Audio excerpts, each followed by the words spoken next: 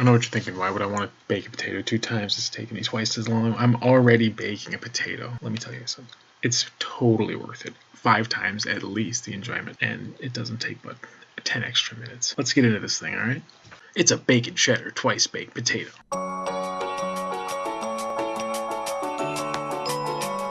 Alright, the first thing you need is some potatoes. I'm going to use 4. That's probably the number you should use also, so this recipe makes any sense. Potatoes are wild things, are real wet in the middle, so it's helpful when you're baking them to poke them with some fork holes. If you don't have a fork, you could just use a stick, or I don't think you could punch holes into the potatoes, but you could try. And you're putting some salt on there because, you know, when you eat the whole potato later, you're going to want that skin to be nice and tasty. Alright, 400-degree oven, the potatoes are going into maybe 20 minutes in there, and while those are baking, let's get some bacon going. I got 5 strips of bacon, and just get them in this cast iron, you know, maybe medium. And here's the deal with bacon, you gotta get it crispy. If it's all wobbly and limp, it's no good, so make sure it cooks. I'm accelerating time here, but it takes a while.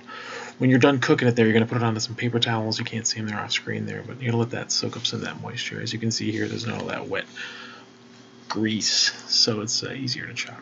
Alright, you see that? That's a scallion or a green onion. There's usually a couple of them. Just chopping them up here into little pieces. If you don't have scallions, you don't want scallions, you don't want green onions, don't put them in there. I like them because they're tasty. Alright, so the potatoes have been baking in that oven 20 minutes maybe. They're real nice. You can see how soft that was. It was so easy to poke. Just barely took any force. Alright, now take a knife and very, very carefully cut very slowly around the top, maybe 1/3 of the potato. You're trying to cut the crown off so you can build a delicious potato boat for the guts to live inside of. And now take a spoon or a fork or that stick you were using earlier, and you're going to dig out a little trough into these potatoes because you're going to use the skin in this potato part here again when you bake them again, and you need it to have some structural integrity so that it doesn't just fall apart.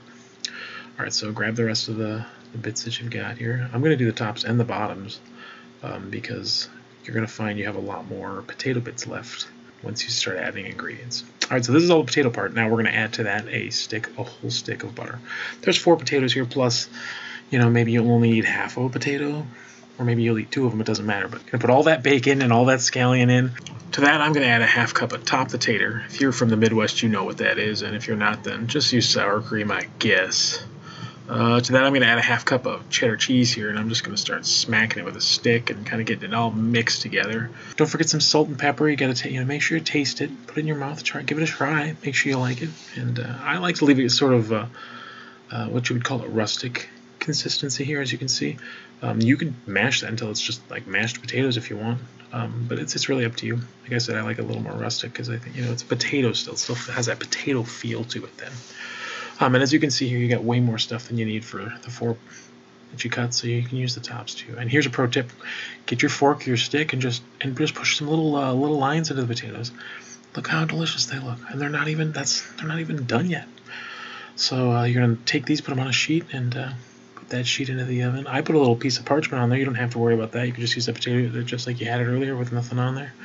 400-degree oven, you bake them in there for, I don't know, 20 minutes or so until they look delicious. Look at that. Oh my goodness gracious. That is a twice-baked potato, maybe 5 times as good as a single-baked potato. And how much time did it take? 20 minutes? It's totally worth it. Alright, if you like that video, hit the like button. Let me know in the comments below if there's something you want me to make. This is Cooking for Adults.